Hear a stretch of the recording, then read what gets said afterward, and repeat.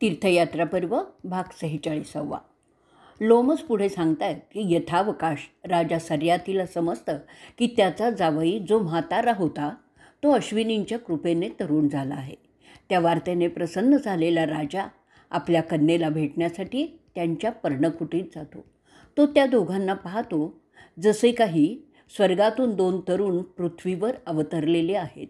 सगळं जग जिंकल्यावर जो आनंद राजाला झाला असता तसाच आनंद त्याला आणि त्याच्या राणीला झालेला होता. राजाचं स्वागत ते उभयता मोठ्या आदराने त्यांच्या पर्णकुटीत करतात. राजा सर्यती चव्वनांच्या बरोबर असतो. त्यांच्यात सात्विक आणि पवित्र विषयांवर गप्पा गोष्टी सुरू होतात. त्यामध्ये राजा सर्यातीला त्यांचा जामात सांगतो की तो राजाच्या यज्ञाचं पौरोहित्य करण्यास उत्सुक आहे. ते ऐकल्यावर खूप आनंद झालेला तो राजा त्याला आपली संमती दाखवतो.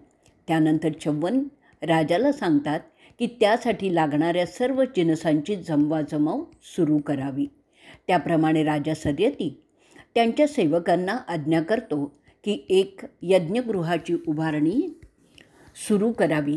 योग्य सुमुहूर्तावर त्या कामाचा प्रारंभ होतो. त्या यज्ञगृहातील सगळ्या जिन्सा अत्युत्तम अशाच होत्या. त्यात चव्वनांची नेमणूक मुख्य याज्ञिक म्हणून केली जाते. एवढं सांगितल्यानंतर ऋषी लोमस युधिष्ठिराला म्हणतात की आता अरे कुंतीपुत्रा, त्या प्रसंगी काय घडलं ते मी सांगतो. ते तू आणि सगळे इथे ऐकणारे लक्ष देऊन श्रवण करतील, कारण तसंच विलक्षण असं तिथे घडलेलं होतं. तेवढं सांगून मग लोमस ऋषी पुढे सांगायला लागतात. चव्वन त्याच्याकडे असलेलं सोमरस अश्विनींसाठी वेगळं काढतो, ज्यांनी त्याला तारुण्य मिळवून दिलेलं होतं. परंतु त्यावेळी इंद्र त्यामध्ये हस्तक्षेप करतो आणि म्हणतो की माझ्या मते अश्विनींना सोमाचा हक्क मी नाकारतो. ते देवांचे वैद्य आहेत आणि त्यांच्या कामाचा एक भाग म्हणून त्यांना सोमरस घेण्यास बंदी आहे. ते इंद्राचं ऐकून चव्वन त्याला म्हणतात, अरे शक्रा, ते दोघे अतिशय कार्यक्षम आहेत. ते अतिउच्च दर्जाचे सुद्धा आहेत. ते दिसायला सुद्धा अप्रतिम आहेत आणि सर्वात मुख्य कारण म्हणजे माझे त्यांना देण्यामागील असंही आहे की त्यांनी मला माझं तारुण्य परत केलेलं आहे. त्या उपकाराची उतराई होणं मला अनिवार्य वाटतं. असं बोलून मग चव्वन त्याला आणि तिथे जमलेल्या देवांना विचारतो की जर सगळ्या देवांना सोमरसाचा हक्क आहे मग ह्यांनाच का नाही? तुम्ही विसरता की अश्विनीसुद्धा देवांच्याच वर्गात आहे.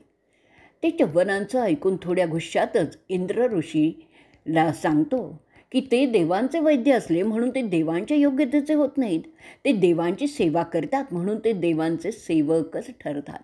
त्याशिवाय मायावी सोंग घेऊन ते मर्त्य लोकात फिरत असतात, जसे देव कधीच करत नाहीत. हलक्या हलक्या म्हणजे मर्त्य लोकात ते फिरत असतात म्हणून त्यांना सोमरस प्राशन करण्याचा अधिकार मी देत नाही. इंद्रांच्या आक्षेपांकडे दुर्लक्ष करत चव्वन सोमरसाचा एक मोठा भाग अश्विनींना देण्याच्या इच्छेने कलशात घेतात आणि ते त्या यज्ञात अश्विनींच्या नावाने सोडणार. इतक्यात चव्वनांचा इरादा लक्षात आल्यामुळे चिडलेला देवांचा राजा मोठ्यांदा ओरडून सांगतो की जर तुम्ही तो भाग अश्विनींना अर्पण करण्याचा प्रयत्न केलात तर माझं वज्र मी तुझ्यावर फेकीन. त्याची जबाबदारी तुझीच असेल. तुम्हाला माहीत आहे माझं वज्र किती घातक आहे, म्हणून असा अविचार करणं बंद करावं. ते इंद्राचं बोलणं ऐकून चव्वन त्याच्याकडे पाहत स्मित करतात. त्यानंतर ते सोमरसाचा मोठा भाग यज्ञात अश्विनींच्या नावाने आहुती करण्यासाठी हातात घेतात. ते पाहून इंद्र संतापतो. त्याचं वज्र चव्वनांवर फेकणार. इतक्यात चव्वनांच्या सिद्धीमुळे तो देवांचा राजा एकदम जायवंत होतो.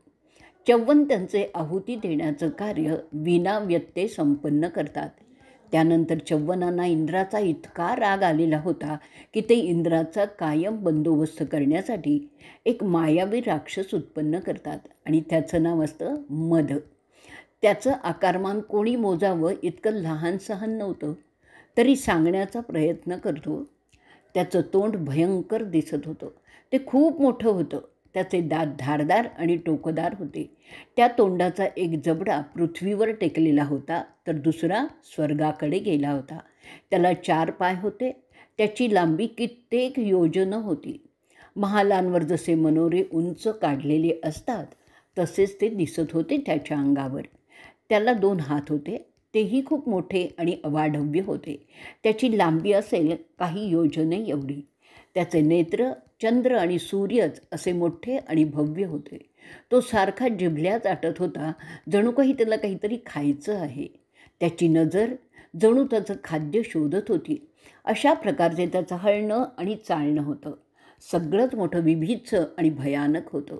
मद हा राक्षस त्वरेने 100 यज्ञ केलेल्या देवांच्या देवाकडे सरकला. आता तो त्याला खाणार अशी परिस्थितीही झाली होती. तो घाबरवणाऱ्या डरकाळ्या फोडतच इंद्राकडे झेपावत होता. अशा रीतीने तीर्थयात्रा पर्वातील 46वा भाग इथे संपलेला आहे. भाग 47वा. लोमस ऋषी पुढे सांगतायत, जसं इंद्र ते रूप पाहतो, जो मद त्याच्याकडे झेपावत होता त्याचं तोंड पूर्णपणे उघडलेलं होतं आणि त्याचा इरादा शक्राला खाण्याचाच होता हे त्याला समजतं. त्याचं स्वरूप साक्षात यमदेवाचंच होतं. त्या अवस्थेत इंद्र त्याचे हात बधीर झालेले असल्यामुळे फक्त त्याचे ओठ हलवू शकत होता.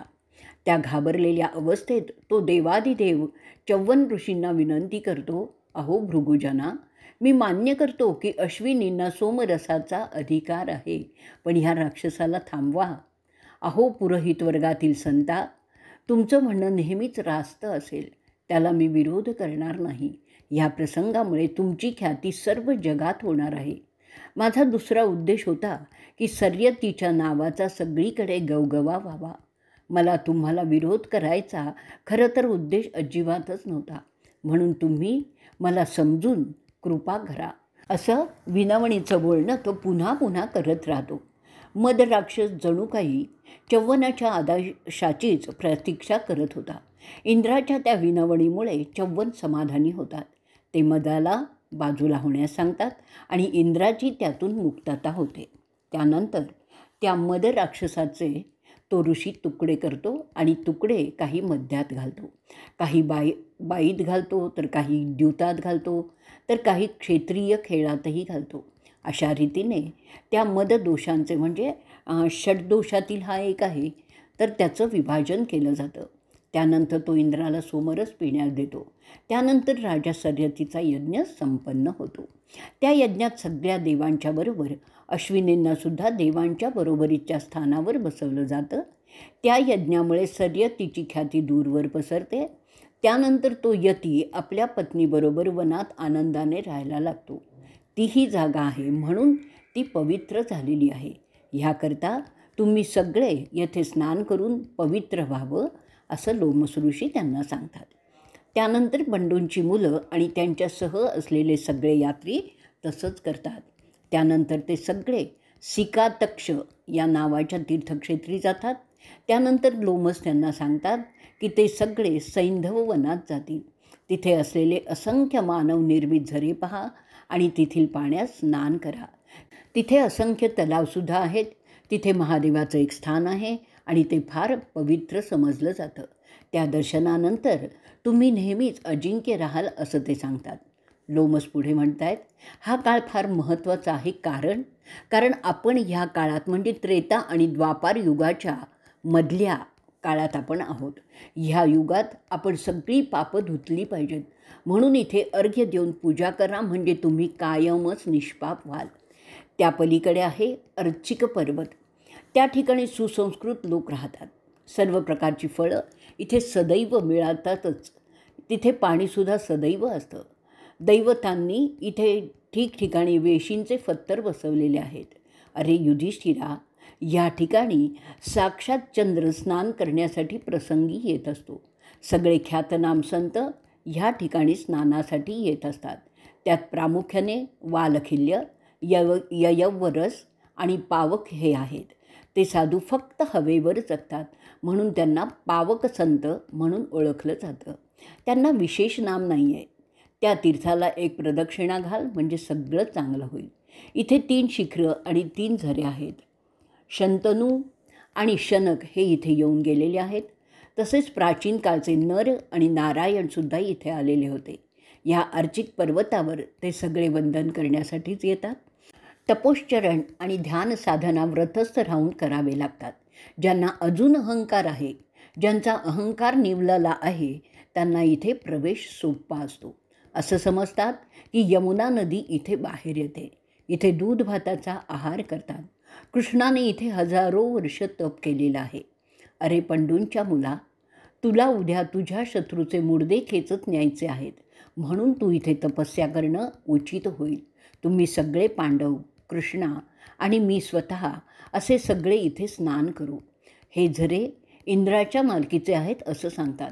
ब्रह्मदेव आणि वरुण या ठिकाणी उद्धरलेले होते. ते सुद्धा इथे येत असतात. या पवित्र पर्वताला तुझ्यासारख्यांनी जरूर गेलं पाहिजे. आणि हीच ती प्रसिद्ध यमुना नदी आहे. इथे अनेक साधू विविध धार्मिक विधी करत असतात. त्यामुळे पुण्यप्रभाव वाढतो आणि पापबुद्धी संपुष्टात येते. ह्याच ठिकाणी ख्यातनाम मनधत्त स्वतः देवांना प्रसन्न करण्यासाठी यज्ञ करून गेलेला आहे. त्याचप्रमाणे सोमकांनीसुद्धा इथे यज्ञ केलेले आहेत, जो प्राचीन राजा सहदेवाचा मुलगा होता, ज्याची दानं करण्यात प्रसिद्धी होती. अशा रीतीने तीर्थयात्रा पर्वातील 47वा भाग इथे संपलेला आहे. भाग 48. युधिष्ठिर विचारतो, अहो ब्राह्मणा, तो राज्यात केसरी समजला गेलेला मनधत्त युवनस्वाचा मुलगा, त्याचं राज्य विष्णूसारखं सर्व विश्वावर होतं, ज्याची ख्याती 3ही लोकात होती. त्याचे उच्च प्रतीचे यश त्यांनी कसं प्राप्त केलं आहे ते मला सांगा. मला समजून घ्यायचं आहे की त्याला मनधत्त असं नाव का पडलं. असंही सांगितलं जातं की तो इंद्रासारखा तेजस्वी होता. त्याचा जन्म कसा झाला ते सुद्धा सांगा. तुम्ही सांगण्यात तर फार हुशार आहात, म्हणून मी तुम्हाला विचारत आहे. त्यावर लोमस सांगायला लागतात, लक्ष देऊ नये का सगळेजण. मनधत्त असं नाव का आणि कसं पडलं ते सांगतो. फार प्राचीन काळी इक्ष्वाकू वंशात एक राजा होऊन गेला. त्याचं नाव होतं युवनस्व. तो सगळ्या जगावर राज्य करत होता. त्याने अनेक यज्ञ केले. त्यांनी हजारो अश्वमेध यज्ञ केले होते. त्याने आणखीच बरेच काही मोठे मोठे यज्ञ केले होते. तो ब्राह्मणांना दानं देण्याबद्दल प्रसिद्ध होता. परंतु त्या सात्विक प्रवृत्तीच्या राज्याला पुत्र काही नव्हता. म्हणून तो त्याचं राज्य त्याच्या कारभाऱ्याच्याकडे सुपूर्त करतो आणि स्वतः तपश्चर्या करण्यासाठी वानप्रस्थाश्रमी निघतो. पवित्र राहणीमान असलेला तो राजा ध्यान साधनेत आपला समय व्यतीत करू लागतो. त्याने ज्या कठोर साधना सुरू केल्या त्यामुळे त्याला भूक आणि तहान यांचा त्रास फार व्हायला लागला. अशा अवस्थेत तो भटकत जात असताना एकदा भृगु ऋषींच्या आश्रमात येतो. त्याला भृगूंच्याबद्दल खूप आदर होता. त्या ठिकाणी तो राजा पुत्रप्राप्तीसाठी काही व्रत करतो. त्याची पत्नी सौद्युम्नी हिला मुलगा व्हावा म्हणून ते करायचं होतं. जिथे तो विधी होणार त्या ठिकाणी एक मोठा पाण्याचा हंडा होता. त्यात मंत्र जागरण करून विधियुक्त पवित्र केलेलं पाणी भरलेलं होतं. असं ठरलेलं होतं की राणी सौद्युम्नी फक्त त्यातलंच पाणी पिण्यासाठी वापरेल. त्यामुळे तिला देवासारखा गुणी पुत्र प्राप्त होईल अशी धारणा होती. तो हंडा वेदीवर ठेवून तो संत झोपण्यासाठी गेला होता. रात्रभर जप करण्यामुळे तो थकला होता. परंतु त्या ब्राह्मणाला तहान लागली होती. त्याशिवाय राजालासुद्धा तहान लागली होती. जवळपास दुसरा पाण्याचा कुठेही साठा नव्हता. तो त्या पर्णकुटीत शिरला आणि पाण्यासाठी विचारू लागला. तहानेने राजाचा घसा इतका सुकलेला होता की तो पाणी आहे का असं विचारण्यासाठी जे बोलतो ते फारच अस्पष्ट आवाजात, जसं एखादं लहान पक्षाचं चिव चिव करणं होतं ना, त्याचा तो बारीक अस्पष्ट आवाज कोणालाही ऐकू आला नाही. त्यानंतर त्या तहानलेल्या राजाने तो पाण्याने भरलेला हंडा बघितला. तो त्या हंड्याकडे धावत धावत गेला आणि त्यातलं पाणी प्यायला. पाण्याचा हंडा तो खाली ठेवतो. त्याची तहान त्या हंड्यातील गार पाण्याने भागलेली असते. थोड्या वेळाने तो संत ज्याने त्या हंड्यात मंतरलेलं पाणी भरलेलं होतं तो त्याची झोप पुरी झाल्यावर उठतो आणि त्या हंड्याकडे जातो आणि पाहतो तो काय, हंड्यात पाणी नाही.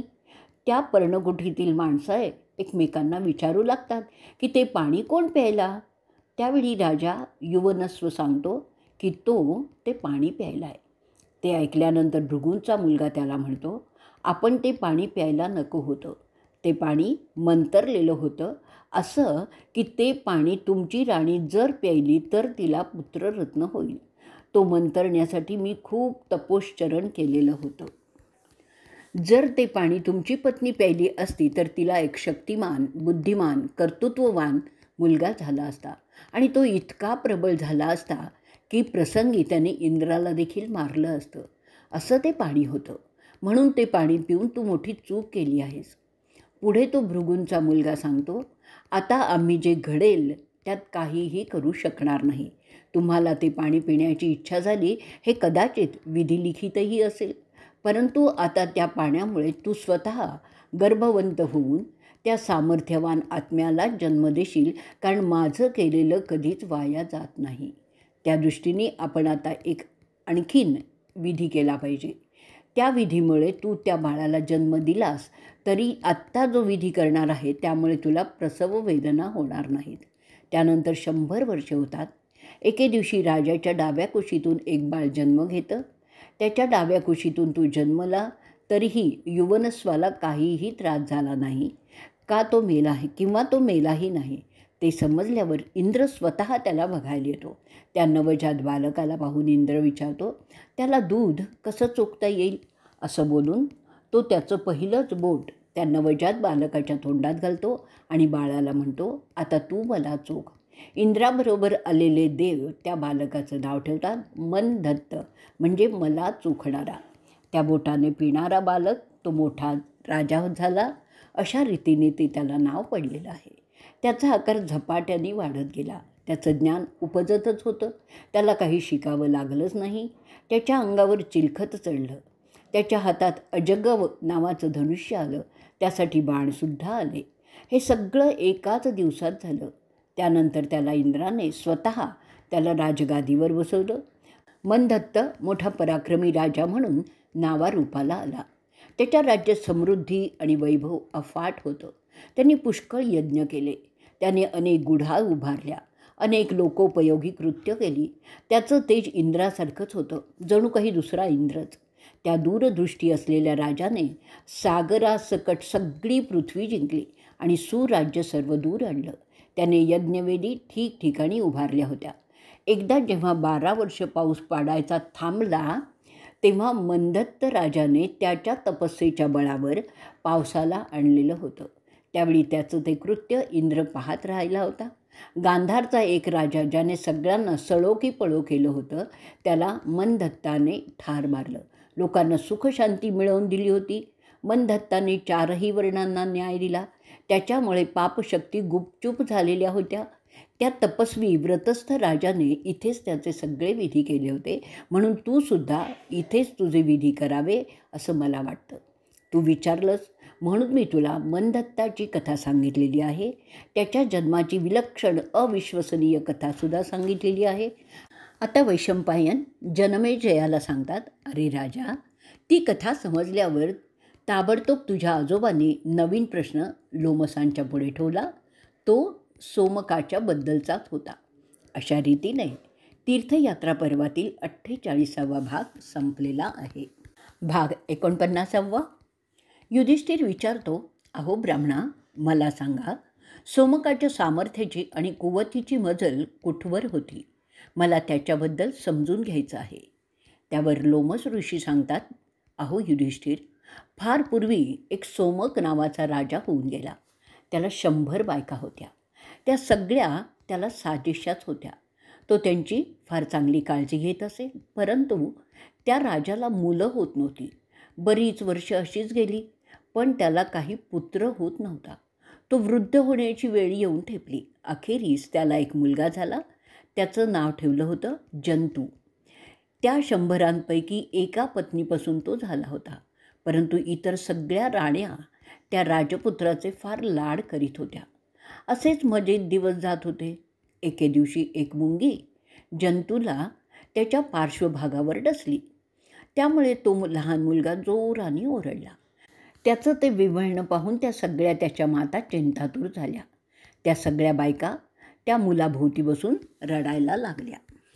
त्या सगळ्या 100 बायका एकत्रितपणे आकांत करू लागल्यामुळे सगळाच गोंधळ उडाला. तो त्या सगळ्यांचा आकांत राजाच्या कानी गेला जेव्हा तो त्यांच्या मंत्रिमंडळात कारभाराच्या गोष्टी करत बसला होता.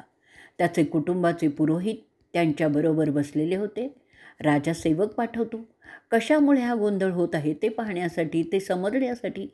थोड्या वेळाने तो सेवक राजाला जे त्याच्या पुत्राशी झालं होतं ते सांगतो. सोमक ताबडतोब उठला. त्याच्याबरोबर त्याचे सगळे कारभारीसुद्धा उठले आणि राणी प्रासादाकडे निघाले. तिथे त्याने रडणाऱ्या आपल्या लहानग्याला समजावून शांत केलं. ते झाल्यावर सगळे शांत झाले. मग राजा पुन्हा त्याच्या कारभाऱ्यांबरोबर राज्याचं काम करण्यासाठी बसला. तिथे बसल्या बसल्या राजा स्वतःशी म्हणतो, धिक्कार असो एक पुत्र असण्याचा, त्यापेक्षा निपुत्रिक असणं जास्त चांगलं. केवळ एक पुत्र असणं म्हणजे व्याजच आहे. नंतर तो देवांना आवाहन करतो, अहो स्वर्गीय शक्तीनो, मला एवढ्या बायका असून एकच पुत्र का दिला? मला अनेक पुत्र असायला पाहिजे होते. मी चांगलं तपासून त्या सगळ्या बायकांशी लग्न केली, तरी असं का झालं? किती आणि काय मी केलं त्या सगळ्या जणींना मुलं व्हावी म्हणून, पण व्यर्थ. आता तो झाला आहे, तो माझा प्राण बनून राहिलेला आहे. एवढं देवांना सांगितल्यावर तो सोमक त्या बाजूला बसलेल्या त्याच्या राजपुरोहिताला म्हणतो, आपण पाहत आहात, मी एवढं करूनही फक्त हा एकच जंतू माझ्या पोटी जन्माला आलेला आहे. मी आता वयस्कर होत आहे.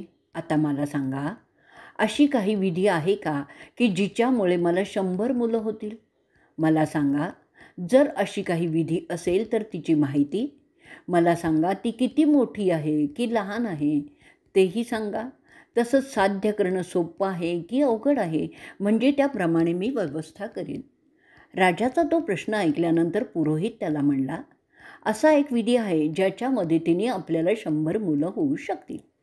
त्या विधीची माहिती मी तुम्हाला सांगतो. ते ऐकल्यानंतर उत्तेजित झालेला राजा त्याला विचारतो, अहो ब्राह्मणा, तशा विधी करणं योग्य होईल का? त्यामुळे मला 100 पुत्र मिळतील का? मला सगळी विधी समजावून सांगा. ते ऐकल्यानंतर त्याच्या कुटुंबाचा पुरोहित त्याला सांगतो, अहो मालक, मी एक विधी जाणतो जो अघोरी आहे पण खात्रीचा आहे. त्यात जो यज्ञ मी आरंभ करीन त्यात तुम्हाला तुमचा एकुलता एक पुत्र जंतूचा बळी चढवावा लागेल. त्याची अंगाची चरबी मी काढून त्या होमात घालीन. त्याचा जो गंध पसरेल तो तुझ्या सगळ्या 100 बायका हुंकतील आणि त्यामुळे त्यांना प्रत्येकीला एक असा उत्तम आणि गुणी पुत्र होतील. तुमची इच्छा पूर्ण होईल.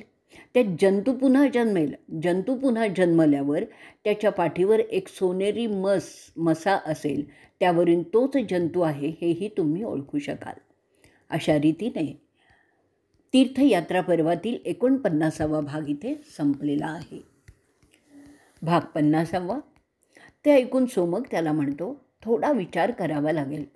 त्यानंतर तो राजा सोमक इतर पंडितांना त्या विधीबद्दल विचारतो. त्यावेळी एक विद्वान कारभारी राजाला सांगतो, कोणताही विधी यशस्वी होणं अगत्याचं असतं. त्यासाठी विधीचे काही नियम असतात. ते तुम्हाला मी प्रथम सांगतो.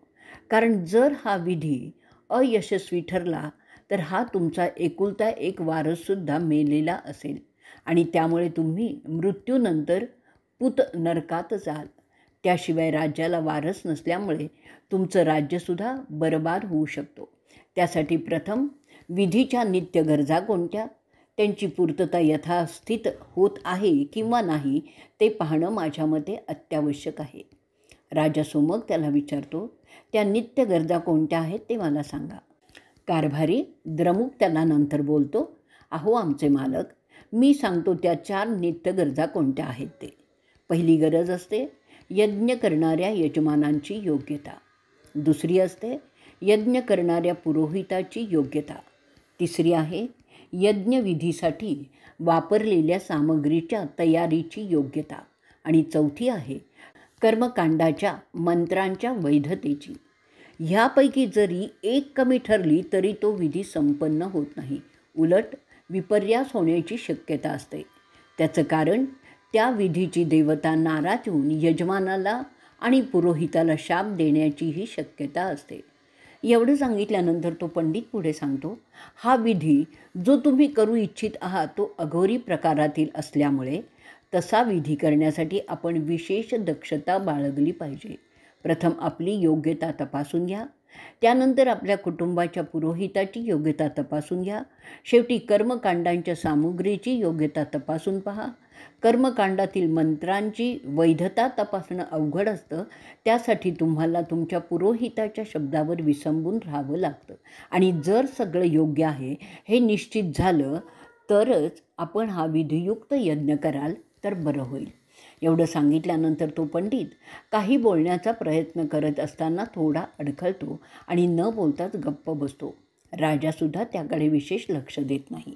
त्याप्रमाणे सगळं यथायोग्य आहे असा निर्वाळा मिळाल्यानंतर सोमक राजा त्या विधीसाठी तयार होतो. तो आग्रहपूर्वक सांगतो की त्याला तो यज्ञ करायचा आहे. लोमस नंतर सांगतात, त्यानंतर योग्य मुहूर्त पाहून त्या यज्ञाची सगळी तयारी केली जाते. त्यात राजपुत्र जंतूचा बळी चढणार असतो, परंतु त्या लहान बालकाच्या सगळ्या मातांना ते काही मंजूर नसतं.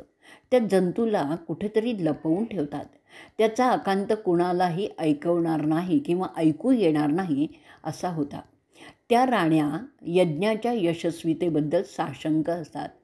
त्या ते राजाला परोपरीने सांगतात, पण राजा त्याच्या निर्णयावर ठाम असतो.